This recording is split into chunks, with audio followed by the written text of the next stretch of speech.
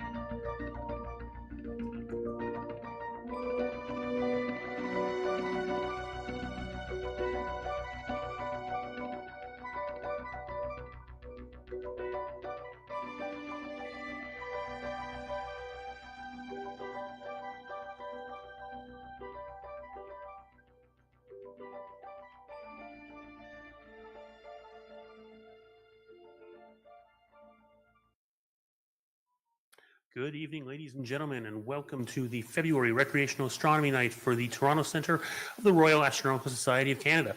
My name is Tom Luton. I'm your host for the evening. I'd like to thank you all for joining us. Those of you who have just taken part in the observatory tour here at York University, I hope you had a very pleasant evening. Hello to everyone joining us live online. And we've got a good set of presentations this evening.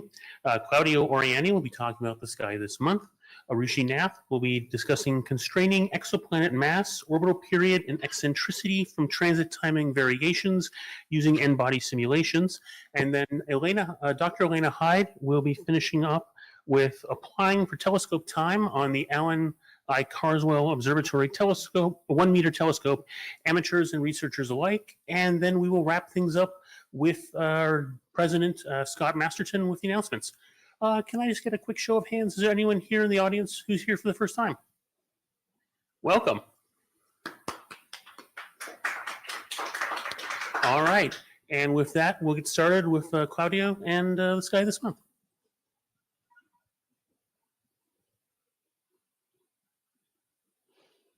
Yeah, move it how you need to, Claudio.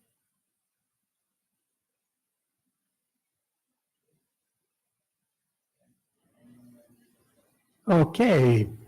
Thank you, Tom and everybody for me tonight. It's Claudio Oriani from Recreational. Today I'm here, and I will talk about the sky this month between today, February 5th, and March 5th, 2025. During this presentation, all the times are expressed in Eastern Standard Time, and is 5 hours behind UTC. There's a lot going on this month, so without further ado, let's start.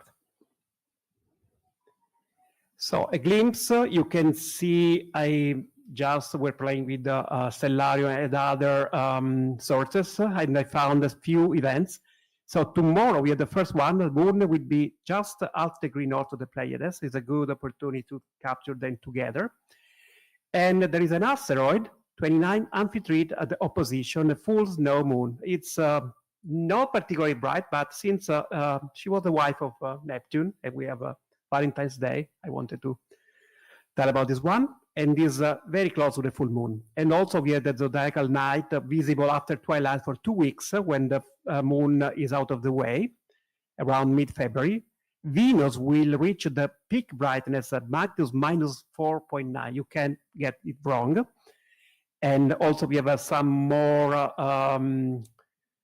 very close encounter between the moon and some planets and stars. And, the so-called planetary parade will go more in detail because there are always planetary parades. But this one is very interesting because you can see all the planets in a few hours without being up late. And also Antares will be half degree north of the moon on February 21. Mercury will be very close to Saturn at the end of the month. Difficult to see, but we can try. And also at the end of February, you can have the opportunity, the first opportunity of this year for the Messier Marathon. And also start having double shadows of the moon of Jupiter's. Let's go with what we have about the sky. So today, we had exactly 10 hours and 5 minutes of daylight, while on March 5th, you have 11 hours and 25 minutes of daylight. That means that we are getting less imaging time. Now we are good because we have 10 hours and 38 minutes of imaging time. Unfortunately, the weather is terrible. I don't know when you had the last chance to see something in the sky. It was like probably November for me. Hope it's going to be better when you leave. And beginning of March, we are going to have 9 hours and 56 minutes of imaging time. So we lose 40 minutes of imaging time between now and March. So the sky. This is the best time of the year to observe the winter constellation: Orion, Canis Major, Taurus, Gemini, Auriga, and Monoceros. Later at night, you can start to see the spring constellation, sorry for the typo, Cancer, Leo, Virgo, appearing in the eastern sky. And then Andromeda, Cassiopeia, and Pegasus and Cepheus are still reasonably high at the beginning of the night. So tonight, if you look southeast to southwest, you can see some constellation that you will recognize easily, like Orion, Canis Major, and all the brightest star of the winter hexagon. If you move to northeast to southeast, you will see Leo, Lion, and Virgo. Ursa Major is getting higher in the sky. Looking northwest, you can still see Cassiopeia, Andromeda to the left of this image, and Cepheus is still reasonably high. While if you go southwest, yeah, there's a beautiful moon not far from the Pleiades. Tomorrow will be even closer. And of course, you see also other constellations: Andromeda, Seal, Triangulum, and Aries. And if you look overhead, you will see the brightest star in the winter sky.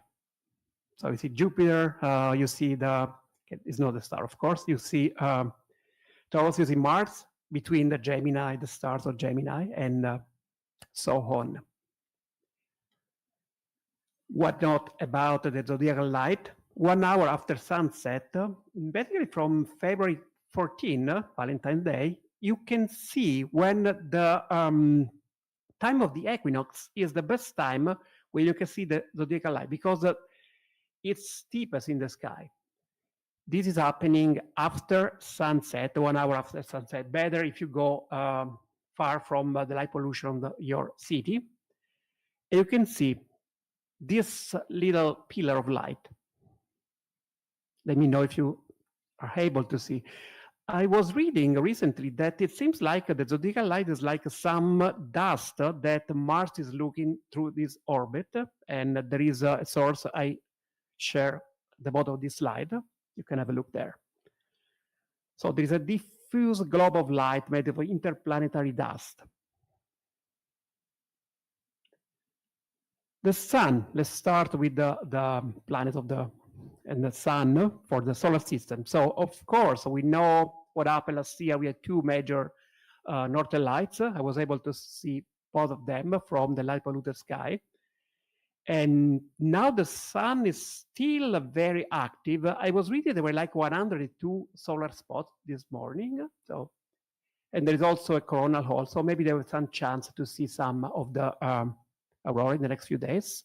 You can have a look at this spaceweather.com is my favorite one. Or if you want to install an app for smartphone, there is a My Aurora Forecast that is available both for Android and iOS.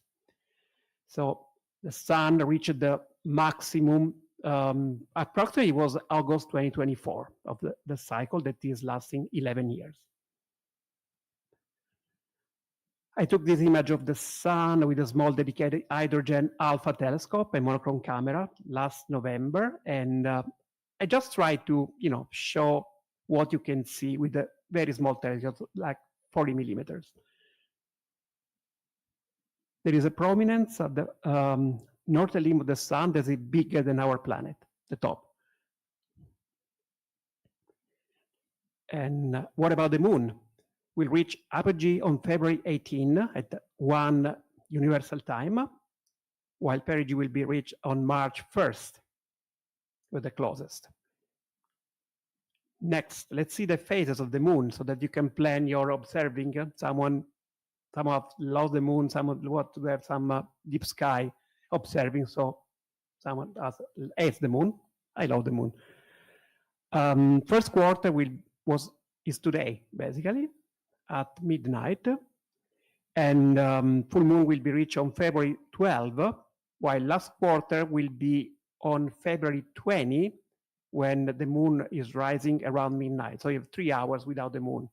And new moon will be at the end of February, when you can try to do your Messier marathon. Let's talk about libration.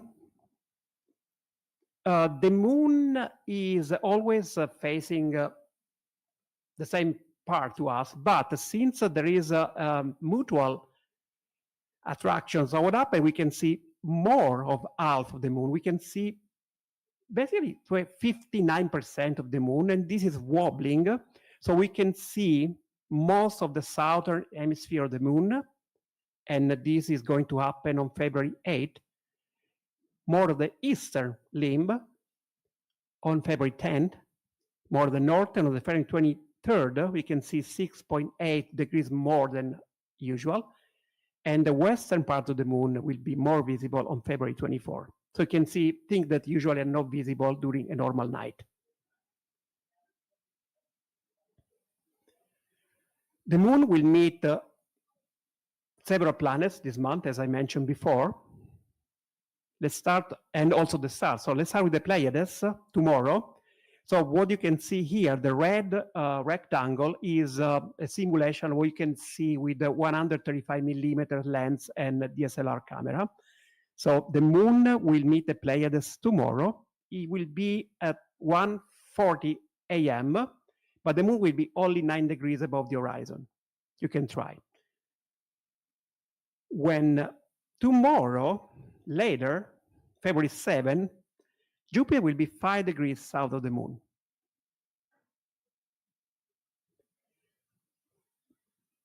And then still on February 7, the next day, the moon will meet four open cluster, M35, 36, 37, 38.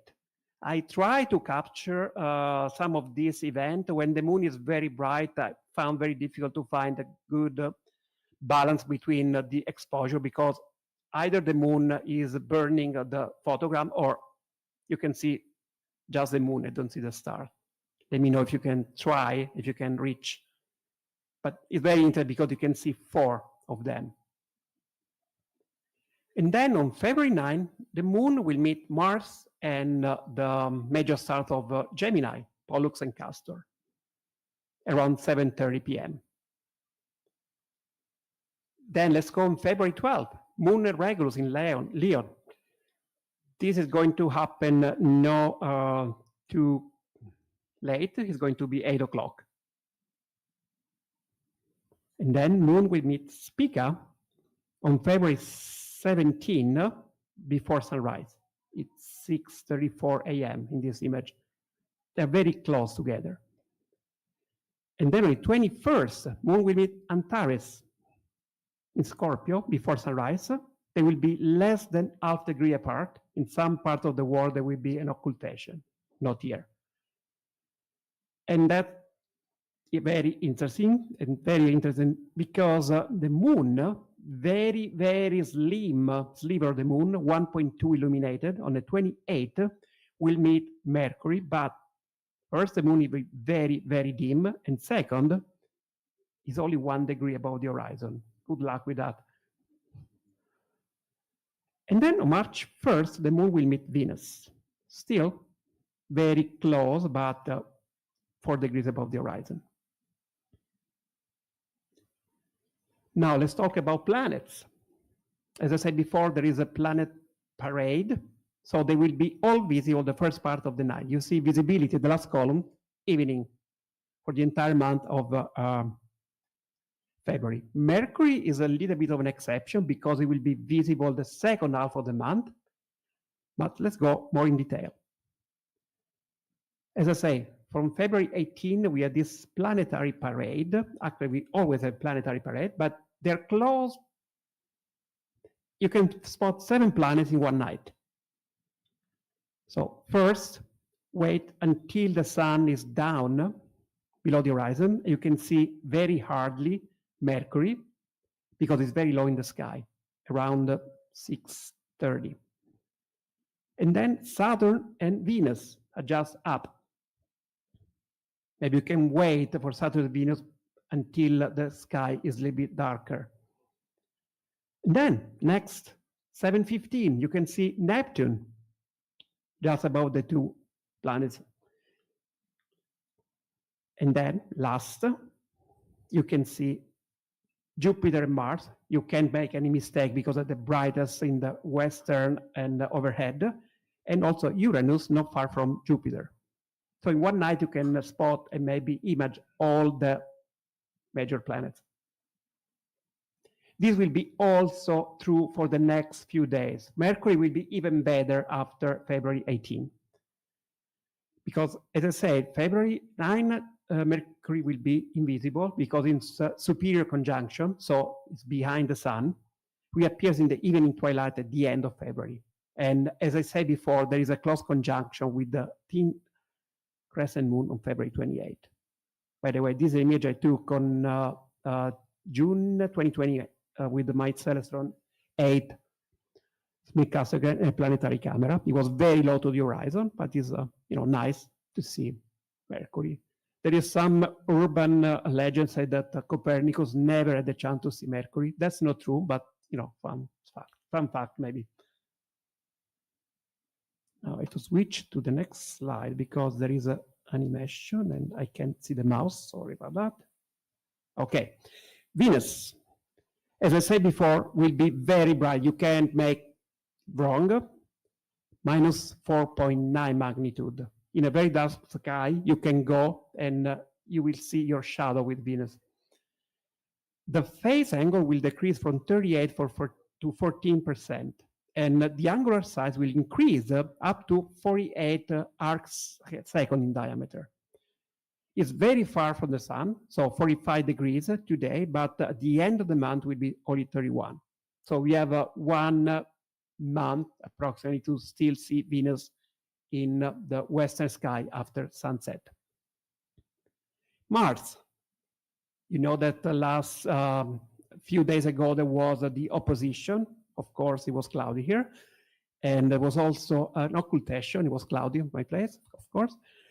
But it's still well placed on the evening sky in Gemini between Castor and Pollux. The magnitude is still very bright, so minus 1.1. You can see because it's red. It's not blinking.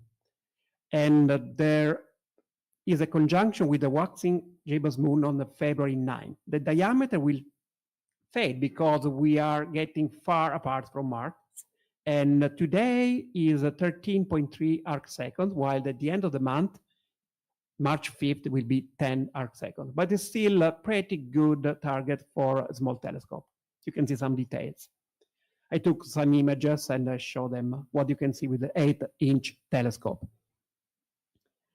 There is a challenge. Since Mars is closest, Can you see Phobos and Deimos in this image? Actually, to the left side is not a moon. The next slide, you can see Phobos and Deimos. They're very dim. And yeah, that's just a trick. I captured this image with my telescope again and a software file capture, and I use a plugin. This is the explanation. So how to capture Mars with file capture. There is a plugin. If you go with file capture, the free software, and you can just use a pre-processing, the planetary mask. You can play with all these settings, and then you can get a circle that is just obscuring the disk of Mars that is very bright, or even other thing. You can try with Sirius, try to capture Sirius B, and then play with the gain and until you can see these moons. Good luck with that. Jupiter. Jupiter is very high in the evening sky in the Taurus, the bull. And on February 4, yesterday, was 5 degrees north of Aldebaran. Tomorrow, the moon and Jupiter will be very close. And then at the end of February, and along Mars, there will be a series of double shadows transit on the disk of Jupiter. The major Galilean moon will pass in front of Jupiter. I have some of them in the next slides. So as I say, March 4th, double shadow transit, and this is just before you can see both the shadows. It's interesting because you can see at 6:30, the moon Europa will be in front of the red spot, the great red spot. That's a cool one. And then a few minutes later, 7:30, you can see Europa is out of the way. And you can also see the shadow, the size of the shadow. Europa is the left one, small. And then Ganymede is the right one, the biggest one. Ganymede is the biggest moon in the solar system. Is a 5,262 kilometers diameter. More than Mercury. Thank you. Hello. Oh, I'm back. And if you can have a look at, I think the microphone is off. It's good? Okay. There was some strange sound, sorry about that. From time to time, again, I said that the little round shadows can be spotted every 2 or 3 nights. You can also see the great red spot. All these events are visible on this website, astrovanbuitenen.nl Jupiter. Or you can go, if you have the RASC Observer Handbook, between page 2026 and 2032, and all the events are there.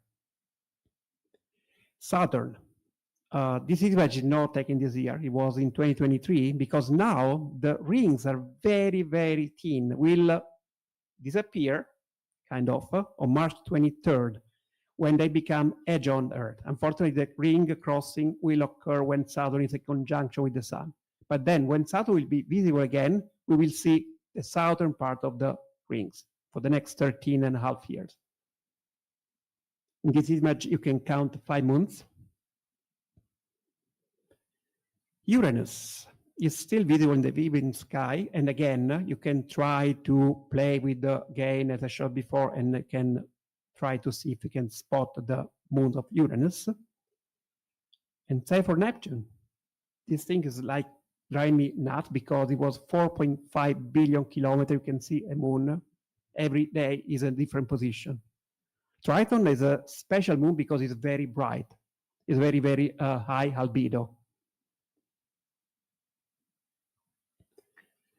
Again, challenge for the month of March. I don't want to go through all the details. There are slides, but there are also websites you can check, like a space tour, tourismguide.com, Messier Marathon, and you can have a look at what is the right sequence they suggest to have to spot all the 110 Messier objects in one night. I won't because it's too cold and I want to sleep at night. But first of all, you need to have the right equipment. A go-to is easier because it's just going the right place, the right moment. Find the right location. You need to have a clear horizon all around the places and the right date. There are 2 chances this year. one at the end of February and the second one at the end of March. So mark your calendar. And then again, use your, find some source, do your homework before going out. And the fun thing is going with other people. So you can look together, different targets. There is an optimal order to succeed in a Messier marathon, the Messier marathon search sequence. And there is some source you can see here as well. Messier.set.org, extra, etc. marathon/marath1.html. As I say, you can start with Cetus, Pisces, Triangle, Andromeda, and so on. So the constellations that are visible, kind of high in the sky, you can leave them later. You have to start with constellations that the objects are low to the horizon, to western horizon. They go overhead, and they go to the eastern horizon. That's pretty much the trick. If you see number 30 is like a summer constellation, the end of the day. And then you start with Capricornus, is a sunrise almost. So you can see 110 objects. If the sky is clear, if you can resist the cold, and if you have a good view of the horizon. Some Skype suggestion for February. February, of course, is the month of the love, like, you know, Valentine's Day, Heart and Soul. I didn't put the Rosette Nebula because I was talking about this one last I was presenting. It was just 2 months ago. It was a little bit weird to do again, but this is a good option. And of course, the constellation Orion, there are so many beautiful objects, and also the Crab Nebula. I was doing some narrowband here. You can also plan with this free online tool that is telescopius.com. You can just put your coordinates and you can see what you can image the night. Let's start with the Heart and Soul Nebula. You can see they are just between Cassiopeia and Cepheus. They are in Cassiopeia technically. And this is the location. That's an image I took, probably was last year, October 2024. It's just 2 hours of total integration. The flat frames, you can tell, didn't work well, but it's nice to see the art and the little worm there. The technical names are IC 1805-1848. There are 2 emission nebula and star-forming areas located in constellation of Cassiopeia. Horsehead Nebula, nothing to say here. Probably most of you know where it is. It's just in Orion, and is a dark, small nebula, just south of the star Alnitak, to the left. This was almost in 2024, just 1 hour integration time. And then the Crab Nebula, that's very interesting because it's just, you know, a dying star, and there was a remnant of the supernova that exploded in 1054. The nebula was discovered only in 1731. I believe English astronomer, if I remember correctly, was John Bevis. And the very interesting thing that it was documented by Native Americans, Japanese, Arabic stargazer, and Chinese astronomer as a guest star.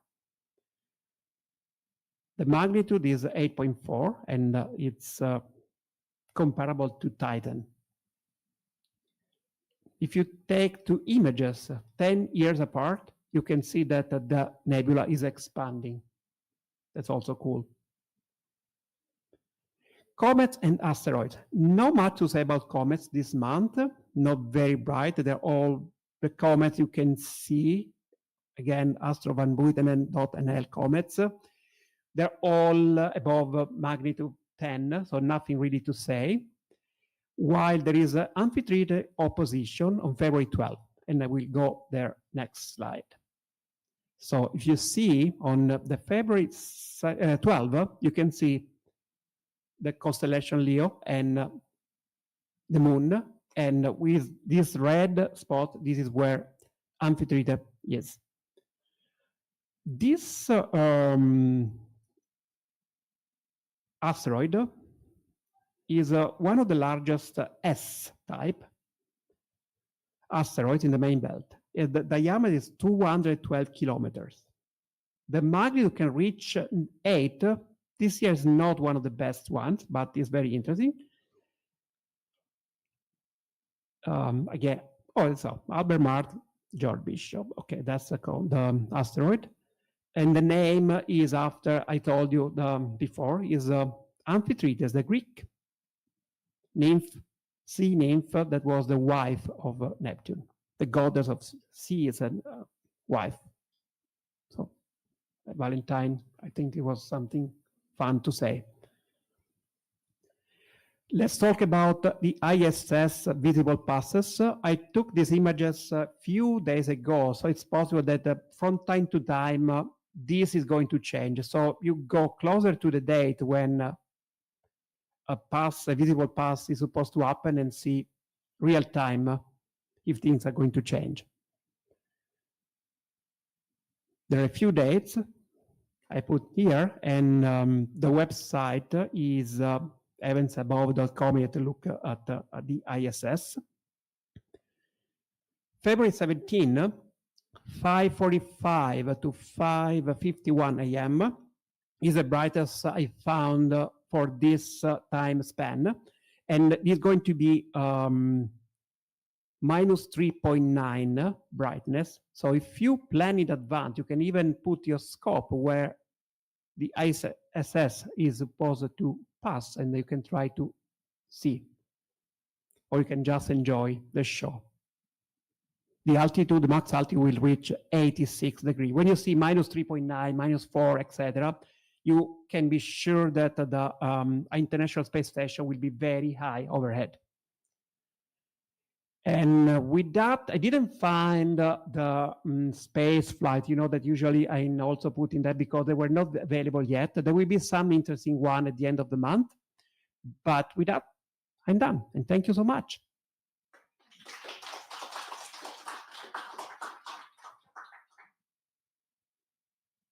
Thank you very much, Claudio. Are there any questions?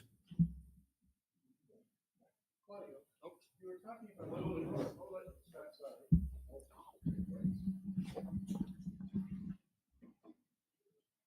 Claudio, you're talking about Venus being so bright, 4.9, and we have to wait until it gets dark. But it's possible to see it in the daytime, isn't it? If Absolutely. if you have your scope set up, Yeah, like I had it on the sun at noon, I said, "You want to see the Venus?" And then it goes to Venus, and there it is in the daytime behind the blue background. Yes, absolutely. So would that work? Absolutely work, as long as you have the telescope that is already set up, already aligned to all the stuff you have to do, and polar aligned, and you just move. Yeah, the reason why usually I'm not telling to try to spot the planets during the daytime, there can be damages if you don't know how to use your telescope. But absolutely, if you know where to spot the stuff, you can. 45 degrees is safe enough. Yeah, but yeah, absolutely. Any other questions?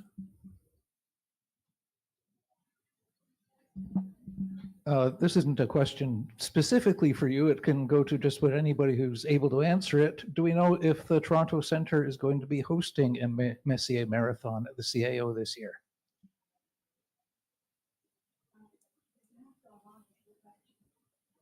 Yes. Maybe Tom, you can answer this question. So we do have an answer. Hold on a second. Well, actually, somebody online asked the same question, how many are planning to attend the Messier Marathon? That's Stan of Two Rivers Observatory in Nova Scotia, to which Ralph Chu replied, Toronto has a Messier Marathon set for February 28th at the Carr Observatory. Okay, well, you're welcome. There's a comment by Eric Briggs. Said, there's an episode of The X-Files with a cameo by Alex Trebek and Jesse Ventura, warning viewers that Venus at its peak brightness is often mistaken for a UFO.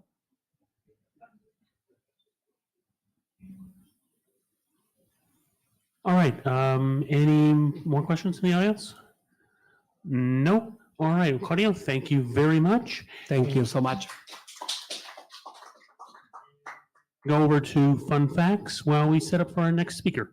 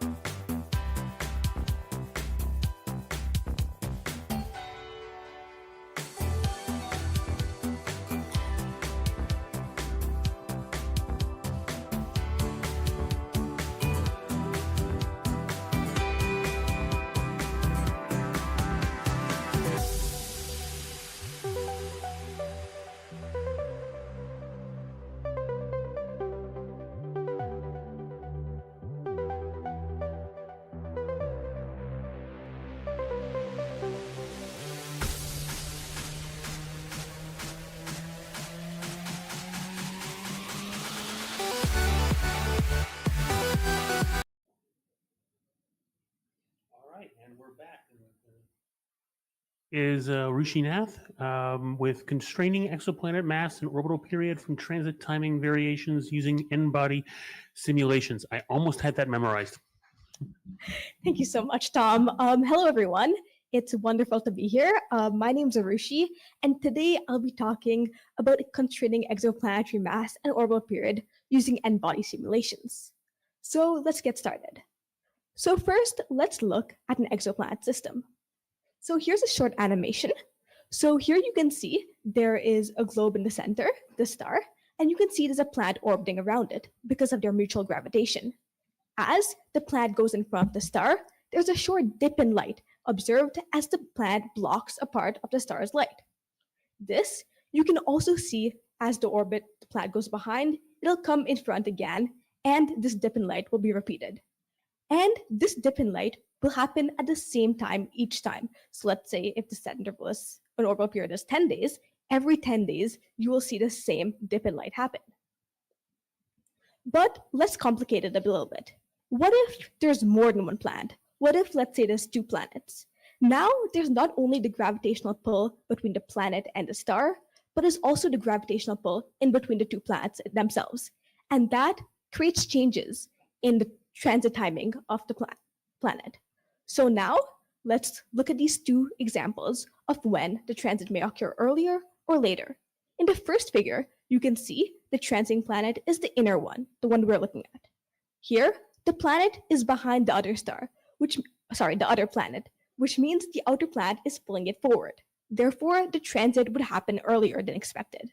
However, the opposite can also happen. Let's say the transiting planet is in front of the perturbing planet.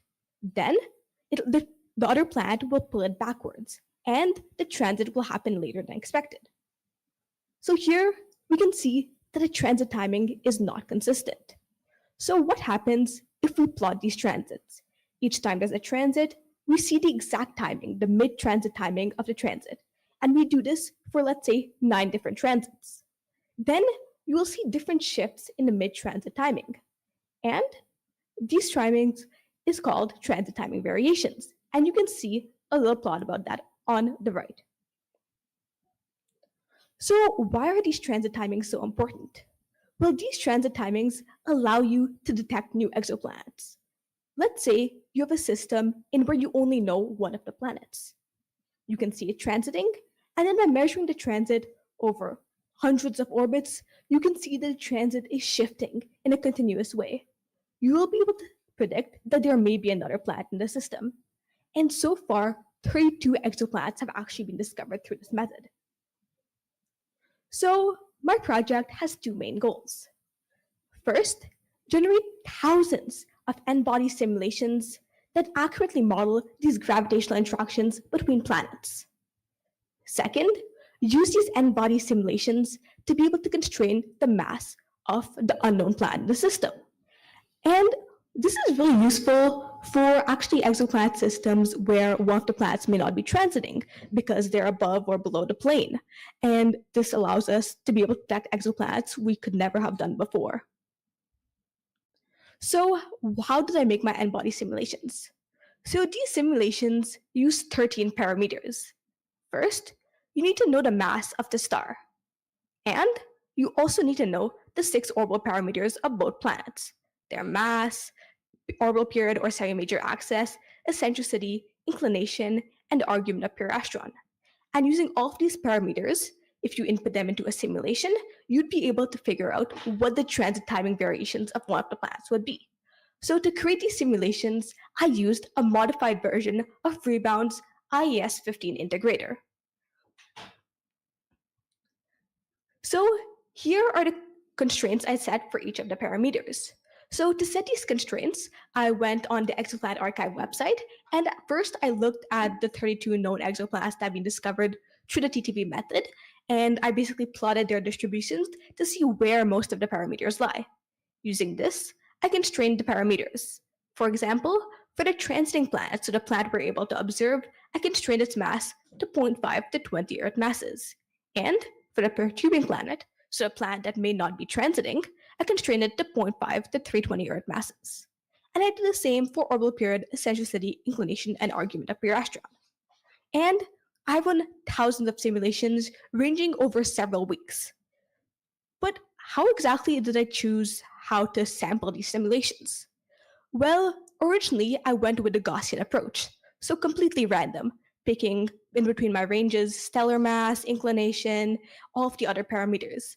But I soon realized this was a problem, because Gaussian distribution means it doesn't remember what it picked last time, and over thousands of simulations and such a wide parameter space, often values were clustered around, as you can see for the stellar mass, inclination, and argument of pure astron in the first row. So I settled for a second approach called Latin hypercube sampling, And this approach is different. Here, depending on the number of samples you want to create, it creates a grid of parameter space. And each time you can pick a different grid. So for the first simulation, it'll pick a number in the first grid, and then it'll remember that it picked that number and it won't go to the same grid again. This allows it to much better sample and the whole parameter stays evenly. As you can see in the second row, where the histogram plots show much more even across values. So now that I had my thousands of simulations, I want to create some cool plots. So here you can see a plot of the orbital period ratio on the x-axis. So this is the ratio between the two planets. And on the y-axis, you can see the transit timing variations that I was talking about earlier. And you will notice something very interesting. You will see near resonance. So in the resonance 2:1 and 3:2, there's a huge spike in the amplitude of these transit timing variations.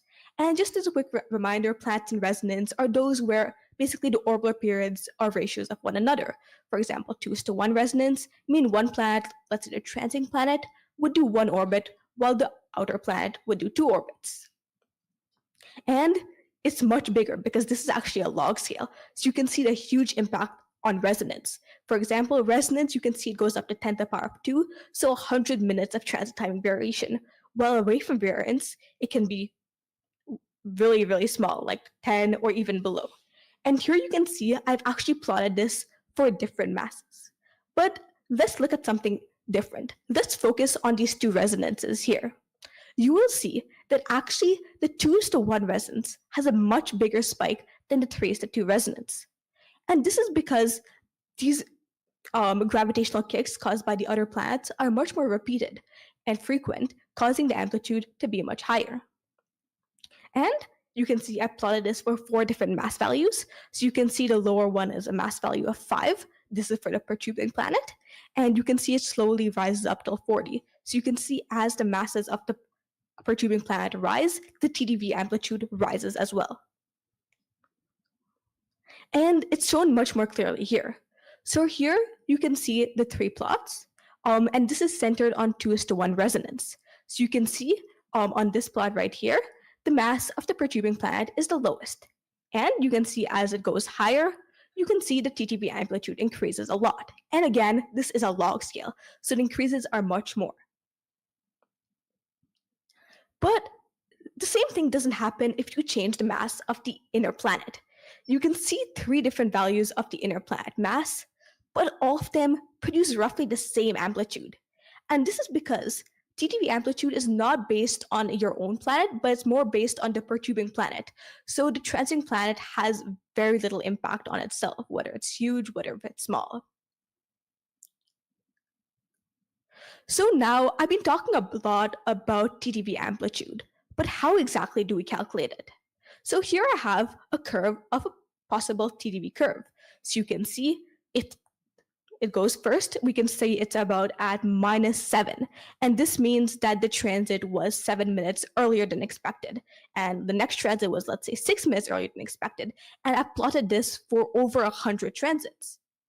And one thing, so what I did is to calculate the amplitude, I simply took the maximum transit, so the latest the transit ever was, so maybe about 8 minutes, and I took the earliest the transit ever was, so -8 minutes. And basically, I found the absolute value, looked at the amplitude, and then divided it by 2. And a larger amplitude would indicate that these perturbations are much stronger, suggesting either the planet is much more massive or it's much closer or in resonance. Next, amplitude is not the only thing we can calculate. We can also calculate the period of these curves, because as you might have noticed, they're very sinusoidal. So to do this, I used a method called Lomskargel, which is basically fitting sinusoidal curves to this data using least square regression. And as you can see in the plot right here, I was able to find the dominant period to be 40 epochs. So what this means basically is that it takes 40 different orbits to the transit timing to go back to the original transit. And this 40 orbits is much longer than the orbital period of the planet itself, suggesting that there's a huge and strong resonance. And let's see more about that in the plot here. So here I plotted on the x-axis, delta, which is the distance of the period ratio from a resonance. So in this case, 2:1.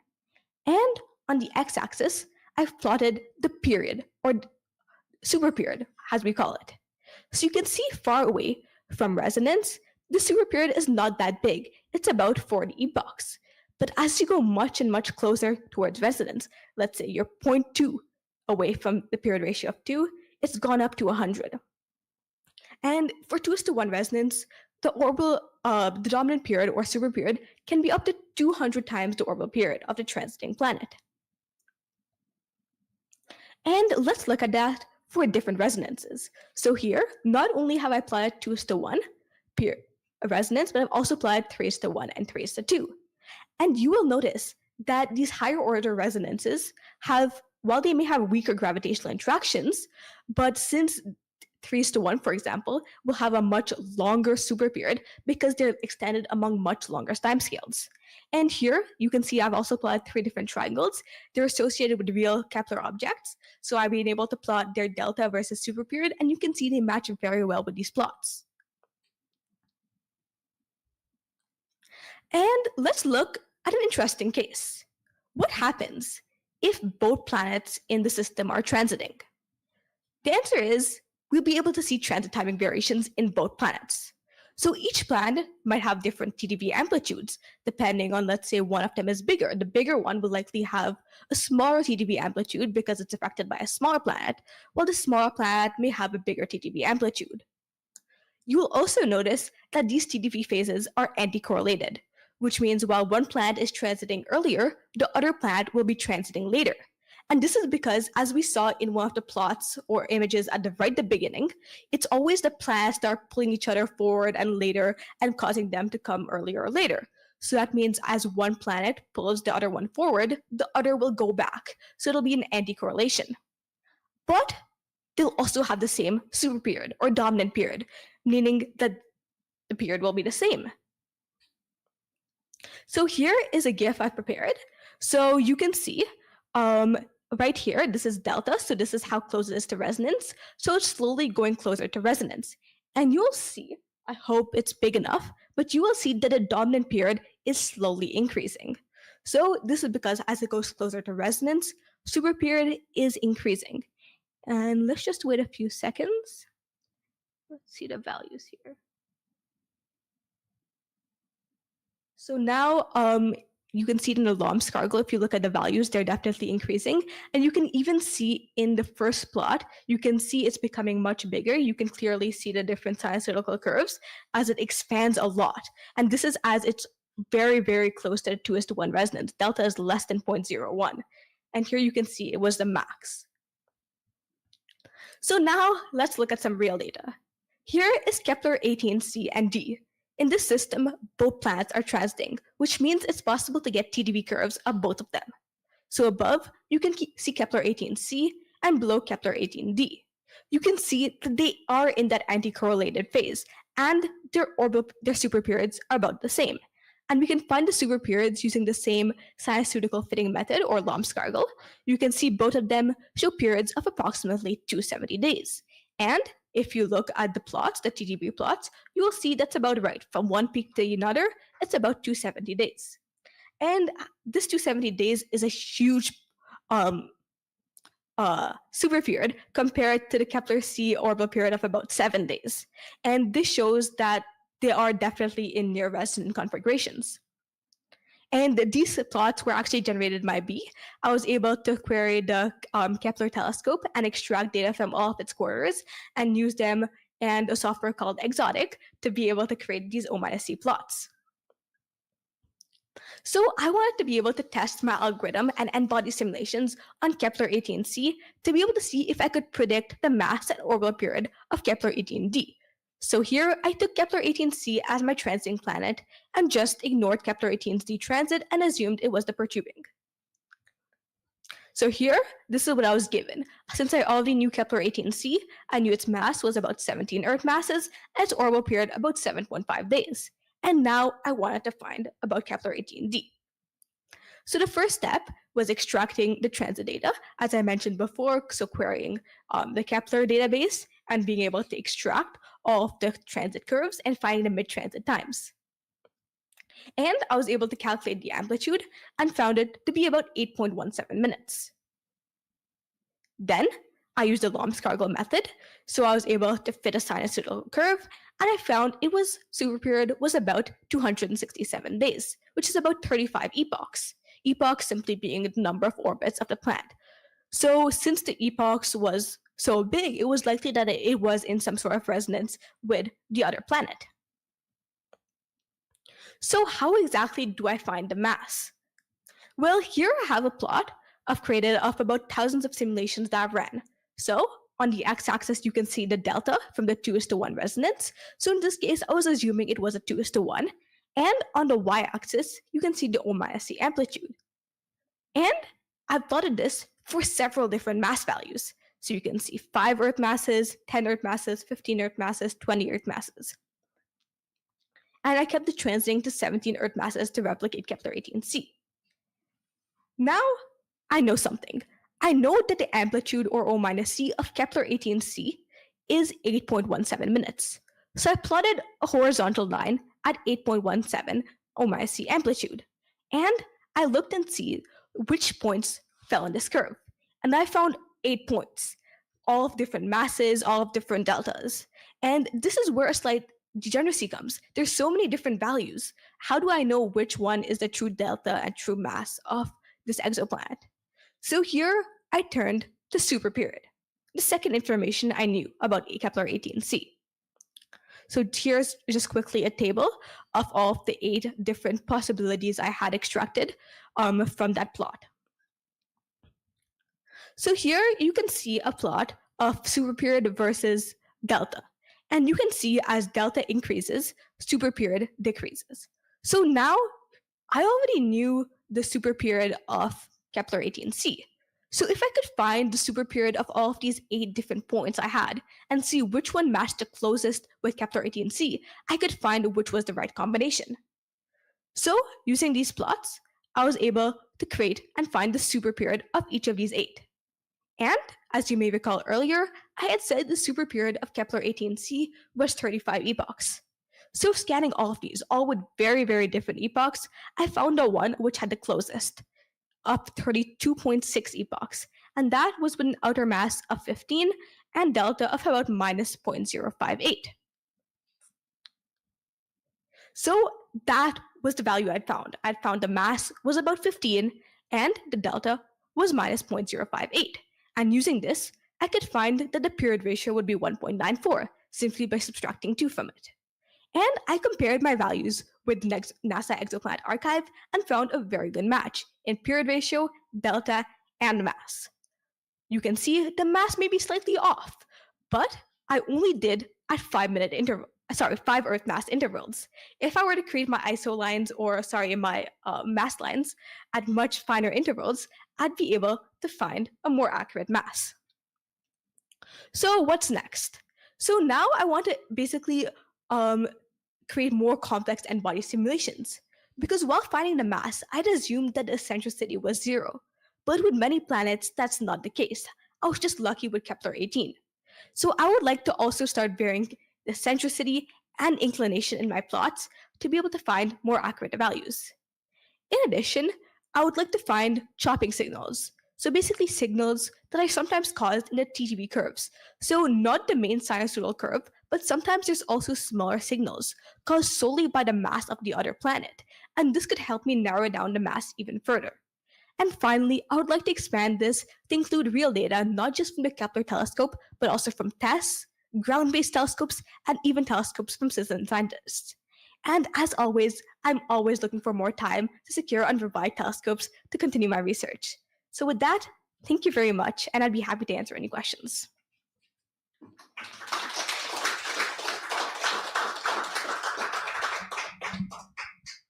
Thank you very much, Arushi. Any questions from the audience? No? Okay. Any questions online? No questions online. All right. Yeah. Just trying to take this all in. Wow, amazing work, Arushi. Let's just say we are all confident that this is not the first time you will be lecturing here at this university. Thank you. All right, ladies and gentlemen, we're going to go to... Oh, one question. So I see you're doing your observation based on Kepler-18c and d, but we know there are other planets in the same system. Could they have any effect on your observations, or are they too far away from the orbit to affect it? Yeah, that's a great question. And in fact, yeah, there is another planet in the Kepler-18 system, but that actually that planet is not in resonance with the other 2 planets. So TTB signals are often amplified when these planets are in resonance. So our period ratios are multiples of each other. But since the other planet, Kepler-18d, I believe, is in much bigger orbital period, its resonance does not match those of the other 2 planets. And so its impact on the TTB curve is almost 0. All right, so we're going to go to fun facts as we set up for our next speaker.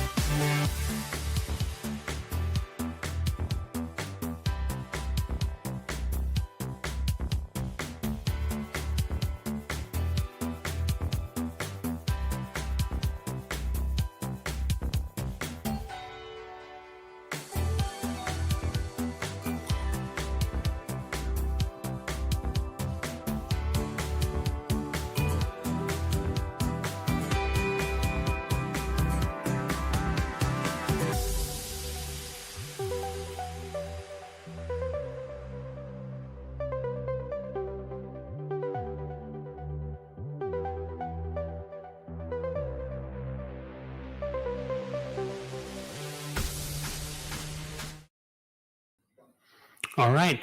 And our final speaker for the evening is joining us online. Dr. Elaina Hyde will be talking about applying for telescope time on the Alan I. Carswell Observatory's 1 meter telescope, amateurs and researchers alike. Elaina. Hello, everyone. Thanks for having me remotely, and a huge thanks to everyone at RASC who was on the tour tonight. It was great to have some RASC members up in the telescope. And interestingly, relevant to our last talk, exoplanets are some of our favorite targets. So this talk is meant to kind of supplement the observatory information that you may have already learned on your tour if you were on one. And also a special thanks to the RASC members who did get something from the observatory store. It is much appreciated. All the proceeds do actually support the observatory directly, especially in our current mode.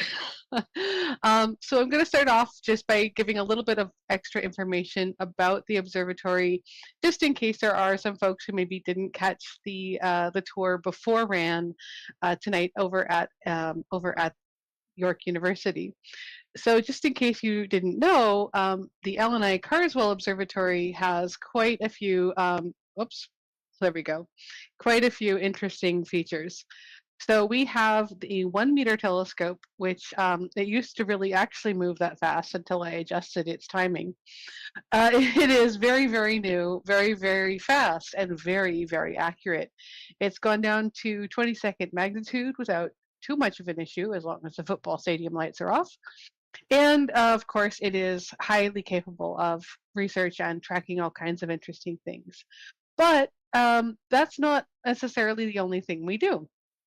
So the observatory, which is just a few doors down from RAN tonight, and has just finished, I heard from the crew, just finished packing up for the evening.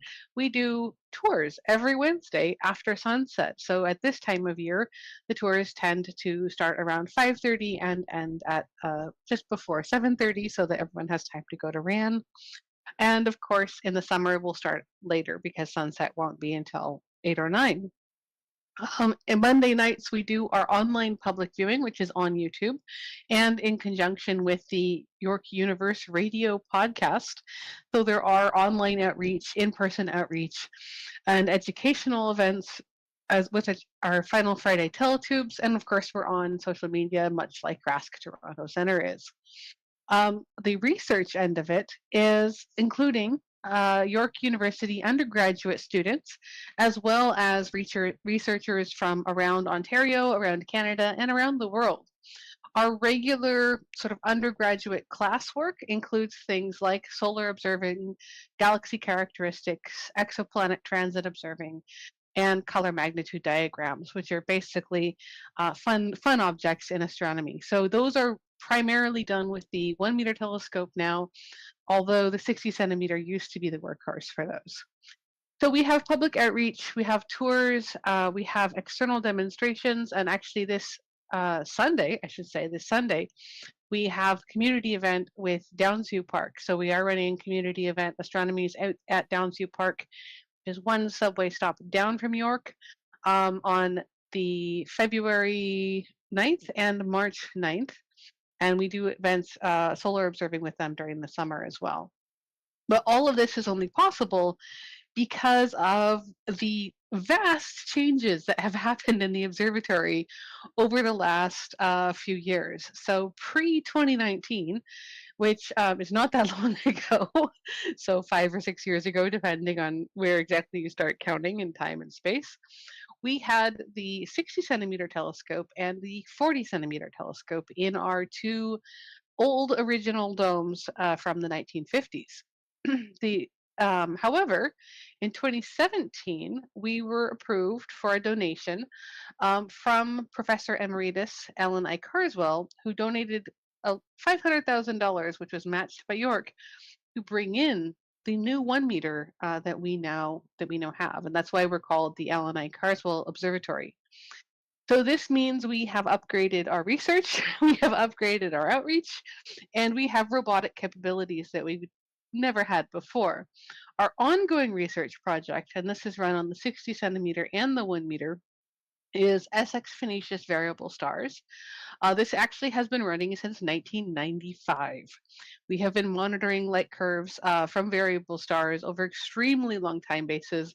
And with the 60 centimeter telescope, we don't need incredibly high accuracy because the periods are all well within the realm of our telescope to capture.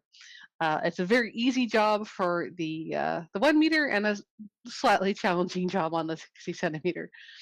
Usually this runs with undergraduate students at York, but everyone is invited to participate. We have, I believe, 1 or 2 graduate students who are sort of poking around at the moment. So that's one of our longest going research projects. And of course, having our new Alan I. Carswell Observatory, we're not just looking at potentially a new telescope. We have new capabilities for astrophotography, asteroid tracking, cometary tracking, trans-Neptunian objects, and distant faint objects like quasars, and faint galaxy imaging, all that kind of stuff. So this is the telescope that most of you would have seen on the tour tonight, and if you missed it, definitely check it out. Maybe sometime when it's a little bit clearer and it's safe to open up the domes, because then we can put in live imaging straight from the telescope onto the projector. We have with this telescope not only dual Nasmyth ports for multiple capabilities, eyepiece, and of course 4 different instrument areas, but we have robotic capabilities, so we can pipe imaging directly to the screens all over Petrie and in fact all over the world.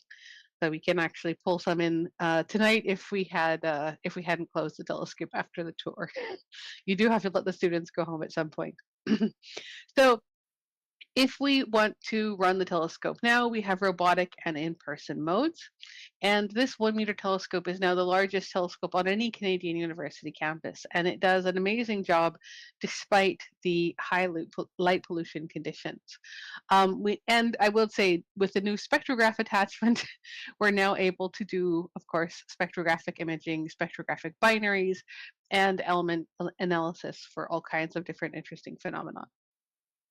So we have a lot of benefits from this telescope, most of which include that it is now extremely easy to do mail-in-cam and astrophotography imaging. So here's a little bit of a, I suppose, smorgasbord, little sample board of a few of our earliest astrophotography images that came in, and a little close-up of Stefan's quintet, because that's one of my favorites. The Wild Duck Cluster, the furthest nebula that can be seen by the naked eye. This was also captured early on in 2019 as one of our first light adjacent images. If you want to have a really fun time, we do also have a Xbox controller that you can hold in your hands and drive around the telescope with. This is how we usually do our moon observing, and it's very fun to see how many different sites on the moon you can actually find, drive around the Apollo landing site, make vroom vroom sounds. It's really fun, but also gives you a wonderful chance to explore lunar features that you probably wouldn't have a chance to do with most other telescopes. Very, very high resolution. And we do have neutral density filters to make this safe to view, because with the 1 meter telescope, it would actually blast out the CCD if you tried this without a neutral density feature. So Messier Marathons have been a very, very big fun festival for the observatory here as well.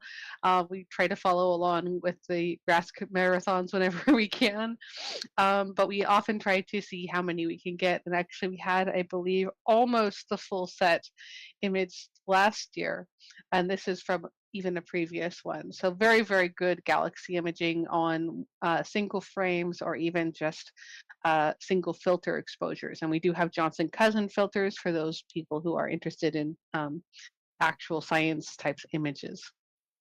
So here's just a little bit of extra set. Now, if you're paying attention, you would have realized that there was a telescope that would have gone missing. The 40 centimeter. It's not been completely mothballed. We did save it when the 1 meter came in 2019, but it has been relegated out to the Arboretum parking garage, which is where we have our small telescopes and where we do a lot of our open air viewing. For any of the RASC members or anyone else who's interested in perhaps the open air astro fair that is coming to the Elaina Carswell Observatory this June and July of 2025, that's where we're going to have most of the people because this has got the biggest amount of space attached. The 40 centimeter is now out there, all in its lonesome on a pier covered by a tarp. It has suffered a little bit in its electronics, but it's still excellent for viewing bright objects like the planets and bright stars and the moon and bright clusters. So it is still a very, very fun telescope to use, and we didn't get rid of it. So if you're curious to find the 40, that's where it is. Great for star parties. It's a Meade LX200 EMC Schmidt-Cassegrain telescope. And the computerized alt-azimuth mount doesn't exactly work at the moment, but it's still today, even in 2025, our main telescope for public viewing and astrophotography, although it's more public viewing and a lot of the astrophotography has now been separated off to the 1 meter. Now, fun new things that have happened since 2019. We didn't just replace the telescope, we also replaced, for the first time ever since 1958, the domes. The domes were original to the observatory and had never been replaced, which meant, of course, that they were leaking and snow was falling where snow should not fall. So we got new domes in 2022, and we actually were able to get some very good videos of the domes, 22-meter diameter sort of domes flying through the air like some kind of great, UFO show. The original domes were mostly not usable anymore because of all the damage and rust and holes. But we did manage to save a few pieces, which are now mounted to the wall of the 1 meter in the museum area. So if you want to see those, you'll have to catch one of those tours. So here's some fun construction pictures because everyone loves to see a robotic dome in action. And this is one of the domes coming across to land on or around, I should say, the 1 meter in 2022. And this is a little brag. If you do happen to have one of the last editions of Sky News that was printed, we did actually get the picture of the domes in there. So some fun facts about our new robotic domes that will follow the telescope and let you do robotic viewing. They are in aperture widths of 1.8 meters. The dome diameter itself is about 20 feet 6 inches, so 22 is a bit of a roundup. It's programmable, and multiple targets can be imaged. It can follow the telescope. It can follow the telescope at an angle. And it has a very interesting feature where its bottom door does not pull up like previous designs. It actually drops down with hydraulics, which means you can image low targets and you don't need reconfiguration of the dome if you're viewing something high or low, which is how it used to be. And our weather station now has some safety features that will hopefully stop any more water from getting through. So this is a little picture of me taking apart the old domes because they let me have a drill at some point, and we did save a few pieces off of this one. Now, in addition to replacing the domes and of course the telescope, we also were not just satisfied with that. The 60 centimeter was, as I say, original to 1960s, put up in 1958. It was actually installed before the Petrie building that 317 is in was finished being built, and its encoders were in very bad shape. The encoders are what control right ascension and declination. The whole electrical system had to be redone, and it has been. So we now have new encoders, new gearing controls, new motors, the same exact gears as have always been there this entire time, but the control system has been upgraded. So we now can monitor the weather, control the computer. We have, of course, power distribution units, or PDUs, to control each aspect of the various configurations. And we have UPSs not only on the telescope controls and the computer configurations, but the domes themselves. So if and when the Petrie building loses power, which, just watch out, it does this about once a month, you don't actually lose power to the domes. So you can have one last close. And this was a lot of electronics, a lot of mechanics, and a lot of crawling around with oscilloscopes and things. Very, very fun. So most recently in 2023, I suppose we won't get to 2024, but in 2023, we finally got permission to replace one of the other original aspects to the 1960s telescope, which were the asbestos flooring. So you will all be pleased to know that you did not just walk on cracked asbestos flooring. It's actually been replaced, and the flooring was completely redone with painting the telescope, painting the walls, pulling out the asbestos, putting down replacement flooring, and finally the 60-centimeter telescope got an extra coat of paint. So you guys saw it as it hasn't been seen since maybe 1960, clean, polished, painted, and walkable. So we finally have our next to last newest item that you would have seen near the observatory store, our lounge area, and our observatory carnival cutout that you could all take pictures with. These have all been made with donated items and actually with constructed from components that were left over from the earlier construction. So this is a very, very nice new area that you can actually show live images from the telescope, relax and chill out. And it's got a lot of our observatory store and some of our historical items as well. So this is then and now.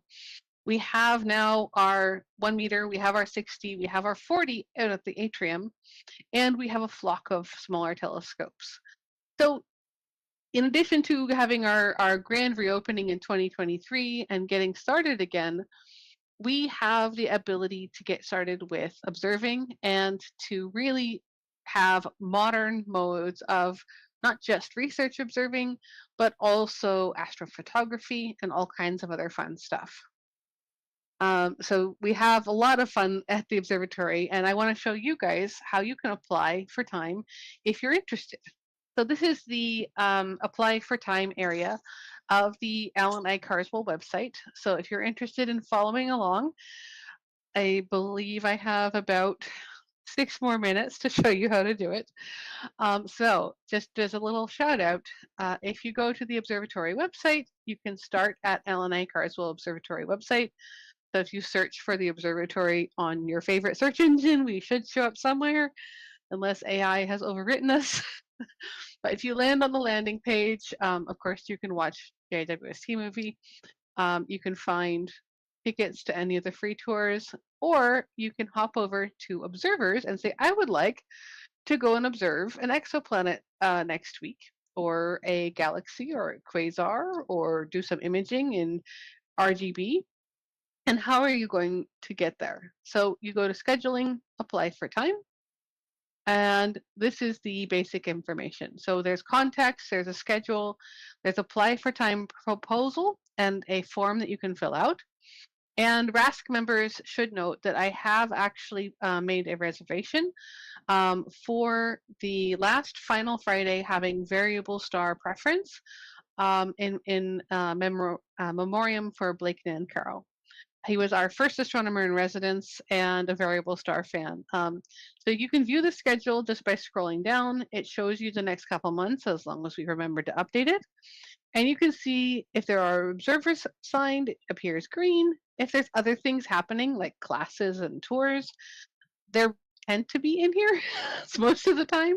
We try to put as many in as we can. So you can see right now, this is February, so we're in February, and it's February 5th. Okay, there's an observatory RAN tour, so we won't be able to actually observe that night. So if you wanted to observe from 6 to 9, you couldn't because there's a RAN tour. Well, there's 2 observers actually scheduled, so maybe you could observe from 8 to 10 or 8 to midnight if those observers agreed to stay. So you could maybe put in a proposal if it was 2 weeks ago.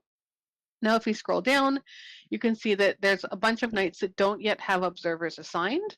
You could try to apply for one of those, but if there's no observer assigned, you're taking your chances. So say you pick a night. Okay, I pick a night, I pick an object. We have something we want. So we're going to have to get the instructions. And if you click on link to instructions, it will take you here. So this gives you the instructions on how to actually fill out the proposal for applying for time at the observatory. So assuming you've picked a target, and if you can't pick a target, consider using one of ours. So if I go back to the observers page, which is the main Lansing site and has all the telescope information, I'll find here the telescope field of views, helpful links about observing planning, and we also have some 60 targets. So the 60 targets are our long-term variable stars, and let's pick one of these. So we'll go ahead and observe BL-CAM tonight. I have the BL-CAM right ascension and declination, its coordinates in the sky. It should be visible-ish. I have its V magnitude. It's an oscillating star, so I've got its period. And I know what filter I want to use in the Johnson-Cousins filter system. So how are you guys going to actually do this? You're going to download AICO _ observing prop.zip, and you actually have to fill it out. So this is the little tiny side note where I'm just going to make a note that this is in the language LaTeX, because this is how most professional observatories will ask you to fill out time proposals. And it's meant to get you used to the system so that if you should so choose to apply to other telescopes in the future, it will then be useful. LaTeX is a typesetting language that allows you to compile beautiful PDFs and include equations. And you can either put it on your local machine, or your Linux, or your Ubuntu, or your Mac, or even Windows, if you must. Or you can avoid all your installation problems and just get a free Overleaf account. Now, Overleaf will do it all for you. So I'm going to assume you all want the easy way, and we're going to do Overleaf, and we're going to look at the files. So once you have your LaTeX files, you're going to go and say that you've gone to scheduling, you've clicked on the zip file, you've downloaded it somewhere on your computer, and then you go to Overleaf, and this is my own account. And we'll go back to the menu so you can see it. I make a project, and inside my project, I copy all the files in that zip, and I upload them here with this little upload button. So I drag all the files into here, and what appears is main.txt, my LaTeX file, a sample graphic, EPS, and 2 files, CLS, aux, and optionally, I could include a bib file. So if I'm going to run this file, what you see is that it looks like it's code, and it is. It's a typesetting language. So you have a series of declarations, and you begin your document, and then you can write a bunch of things. So all the light-colored green text is comments, things that were written in the document for you to read if you so choose. If you want to know what it actually looks like, you just hit recompile, and this is the PDF on the right here. So this is the actual PDF file that's generated, and this is what you'd actually be turning in. So in order to apply for time, you would need to fill out this form. So you would need to have your PI, Principal Investigator, which would be your name. And if you're a RASC member, you would say RASC member instead of York University, and a contact email. Who's with you on this observing run? So who's helping you? Are you doing it by yourself? Are you applying with other people? Include them all here.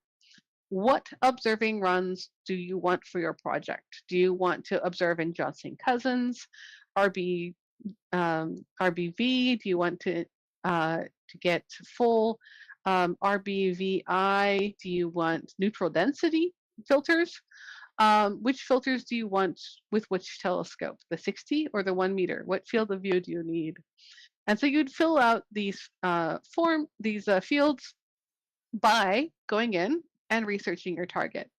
So just as a little a heads up, if you were to pick, for example, BL-CAM, one thing you can do is use the Simbad tool to pick out more information about BL-CAM and retrieve your finder chart. The rest of the tools you'll need are all going to be based off of this observer's page. One of the biggest ones that you'll need for your observing planning is this star alt. And to run this, you need to put in the observatory parameters from the web page. So we just go back and say, okay, here's my observatory coordinates, my longitude and latitude. I'm doing a copy, and then we paste that into star alt. Now, if I want to get my object, I need to give it a name, and then I need to put it into this exact format here. So I'm going to use my 60 target, which is right here, BLCam, and here's my J2000, because it is expecting your J2000 coordinates. So we go RA and get the right number of spaces in there.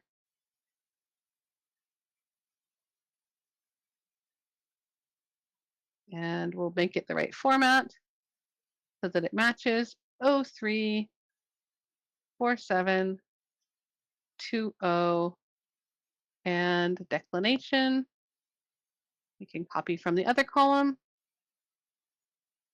And you just paste it in and then make sure it matches reasonably with what they have there. Okay, that looks the same to me.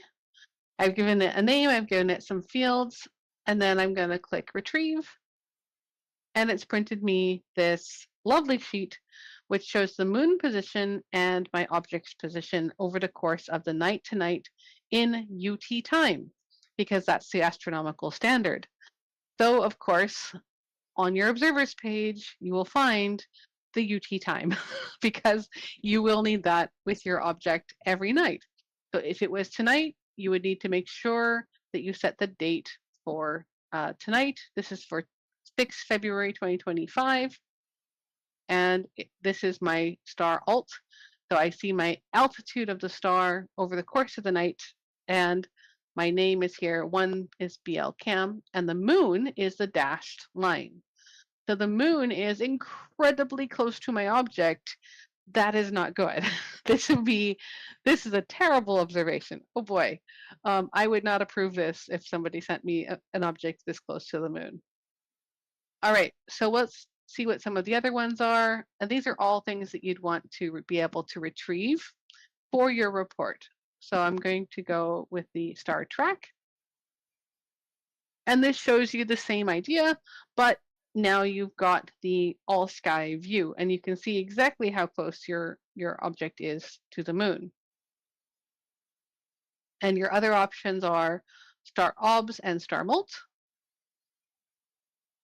So here's your star obs showing your observing time at the coordinates with your elevations. And finally, the least used of all of the tools on here, just your printout for your object. Now, if you have retrieved all of these for your object and you have checked it in things like Simbad, and it looks like a feasible object to observe with your magnitude. So here are some fluxes in B, R, and G, J, H, and K, which are Josephson cousins, shelters, or adjacent. So if I know my object's magnitude, which in this case I do because I've used one of the standard 60 centimeter objects, and I know that the V magnitude is 13, and I know the telescope, then all you have to do is go into your LaTeX file, fill out your affiliations, maybe put in the plot for a couple of these objects, and fill in what you want. So how much time do I need to observe this object? Well, in this case, this BLCam, its period is 56 minutes. So I'd really like to observe it for at least 3 or 4 hours, preferably 3 minimum. And I'm going to need flat fields. I'm going to need biases. So you would put that in your application time. Then all you have to do is save it as a PDF, hop over back to their website, go to scheduling, apply for time, and upload the PDF on the web form. So that is how to apply for time. Anyone can do it. And I have to say we are undersubscribed at the moment, but that might change after this particular video. And the LaTeX environment is pretty easy to use. If you are planning on doing a lot of them, I recommend having it locally as well as on Overleaf on an online environment so that you have that good version control. And if you are doing a lot of them, you will run into LaTeX a bibliography control, where you'll want to make a special bibliography file to store articles that pertain to your research. And just as a little FYI, there's a whole tutorial on BibTeX that we're not going to go through today because we don't have time. So there's a lot of help you can get for your LaTeX. If you don't want to write your own bibliography items, you can actually generate them. A very nice one is on typeset.io. It will actually generate the code you need to make your perfect bibliographies. And there's a really fun crossover with everyone interested in machine learning and AI nowadays, a quite old tool. And this was actually built for LaTeX fans and observatory fans who are looking to put their proper equations in and just want to know what the exact code is for any symbol. And this is just really, really fun. So I'm just going to put it up. If I have symbols, I can go ahead and start drawing, and it will try to guess what symbol I've drawn. And so here I've tried to draw a sigma with my mouse. It hasn't worked great, but it's immediately found this code for sigma that will display the perfect sigma in my LaTeX document with no work for me. So it's just a fun one. So LaTeX is your typesetting language. It's the standard, gold standard. And if folks are having trouble with their preparation, they can always email observe@yorku.ca for extra questions and queries about applying for time on either the 60 or the 1 meter telescope.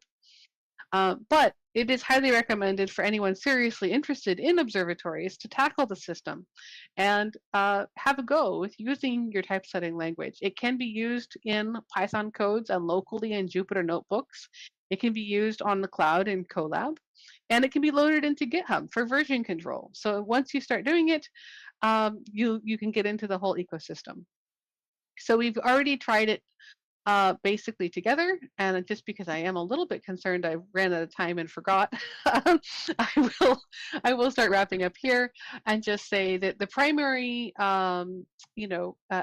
areas of research of the observatory now are not only the variable stars of SX Phoenicius, but also my own area of galactic archaeology on the Quail cameras, which are on the 60, which you probably saw on the tour as those cylinders underneath the 60 centimeter telescope. We also do a lot of exoplanets. And we have 2 crossover talks coming up with RASC Toronto Center, one with exoplanets from the observatory and JWST. And that's February 19th this month. The next month, we actually have galactic archaeology and Quail coming to RASC Toronto Center Speakers Nights. Which is, of course, lots and lots of fun machine learning algorithms and wide field imaging with extremely narrow band filters. So there's a lot of actual research projects going on behind the scenes that we didn't get to cover today. Finally, since we are here at RASC Toronto Center and this is going online, I wanted to remind everyone that the observatory is running its amazing Astronomer in Residence program 2025 again. So we're running 2025 now this summer. Applications have just opened over on the Observatory Air website, and this will send a certain number of astronomers out to the Dark Sky Preserve of Killarney Provincial Park for some number of weeks to lead astronomy programming with our 10 and 16-inch telescopes out at Killarney Park. The Astronomy Resident program has been running for a while now, so this is, I think, number 4. This is number 4. I'm pretty sure it's number 4. But it has been a wonderful program, and we've had a few RASC members, of course, most famously Blake Nancaro. But if you are really interested in outreach and education and have a very strong familiarity with smaller telescopes, this might be just the thing to keep in mind for this summer of 2025. So it is running again, and I think I've given you all the website already. So we'll go ahead and wrap up there. Thanks everyone for having me, and I hope I didn't go too far over time.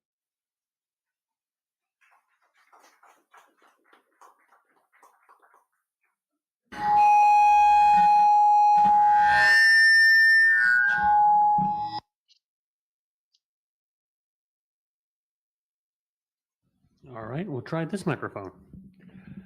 Thank you very much, Elaina. Question from me.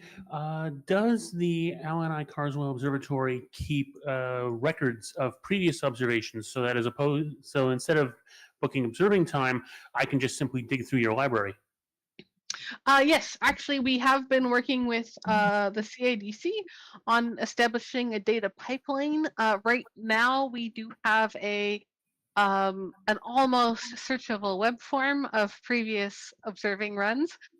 It's going online later this term, but in the future, you will be able to find all Alan I. Carswell Observatory data both at CADC publicly and by searching the website. At the moment, you will have to ask to search, and I will send you the link. But we do have substantial archival data and especially imaging data. So there is a good chance if your object is one of the more popular ones, like a Messier object, we have probably imaged it.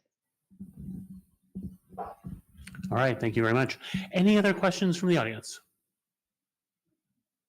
Okay, seeing none. Any questions online?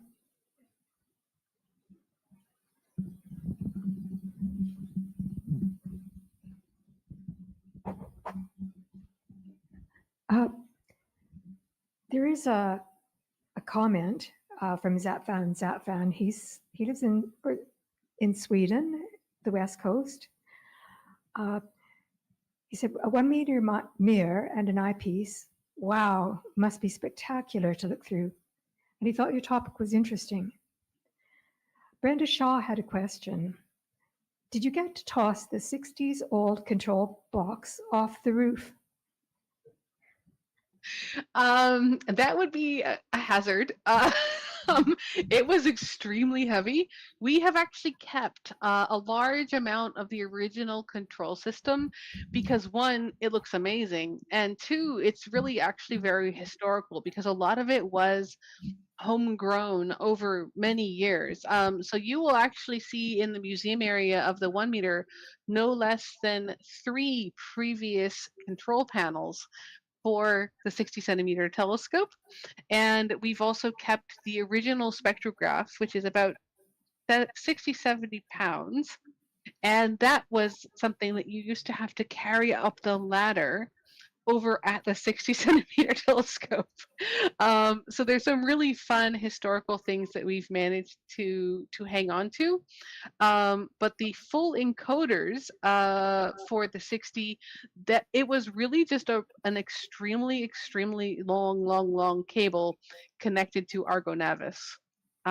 So it wasn't very feasible to throw that off of the roof. It probably would have dented the cement at the bottom if we had done that. So we've kept the Argo Navis, and then the extra super long bundle of cable we've kind of actually just put in a corner and are waiting to find a use for. So yes, it's retired but not forgotten.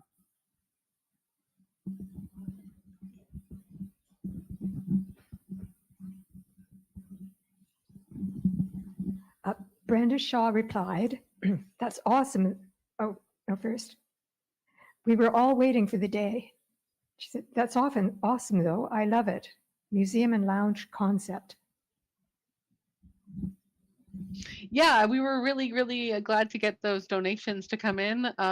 It's been wonderful to be able to put it together with, it has been made entirely with interested donations that have arrived. And so I would just say a huge thank you to everybody who did participate in the winter donations and who's sent even random things over to the observatory in the last year, because we have been running all of these programs for free, actually. So the fact that we're able to keep doing it is largely thanks to the community interest, and it's just been wonderful to be able to put out this amazing research instrument for everyone to have access to.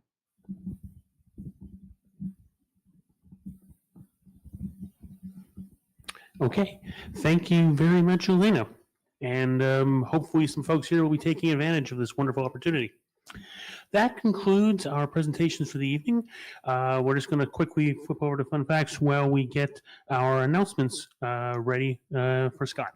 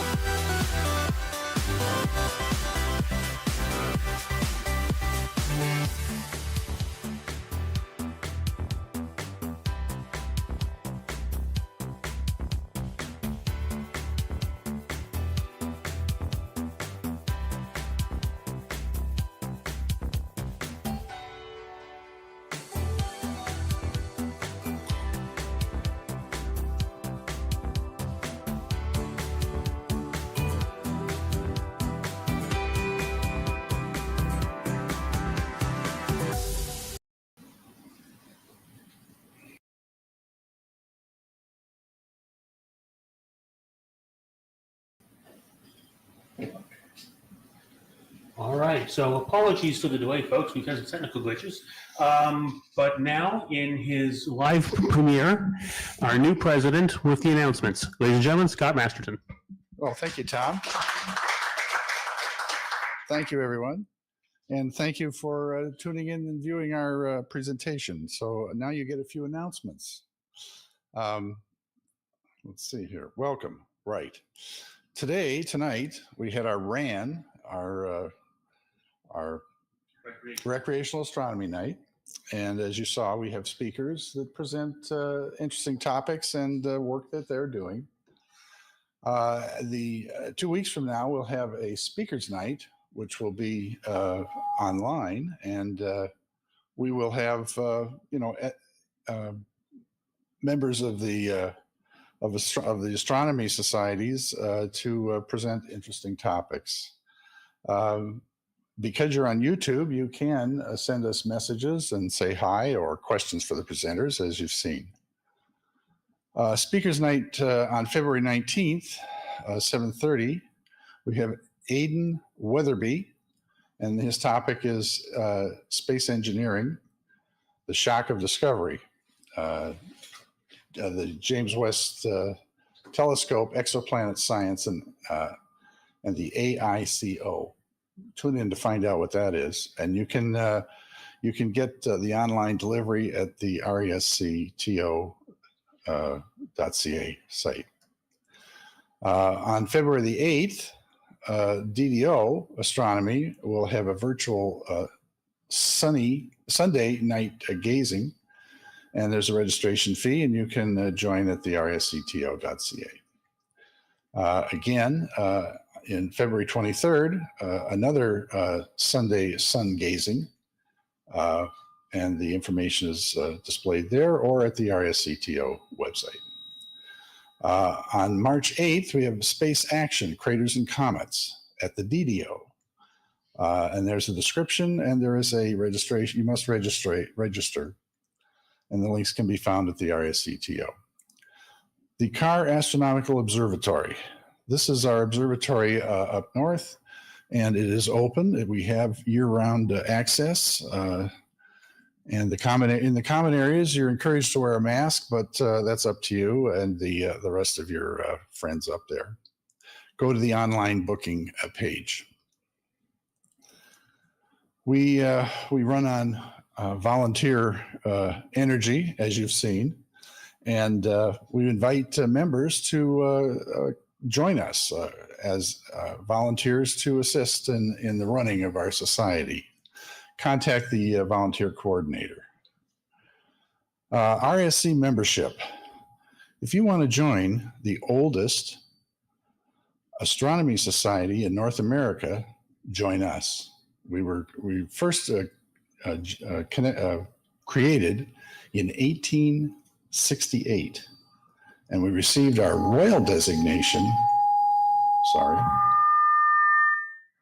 We received our royal designation in the early 1900s, 1903, I believe. Anyway, we'd love to have you join us, and we'll tell you more if you do. You can join at the national office, MemPub, rsc.ca. After the meeting here tonight, since we are in person, we go to the Fox and Fiddle Pub for unwinding and discussing what we've just learned, and that's at the address indicated, 1285 Finch Avenue West. Well, thank you for viewing, and good night.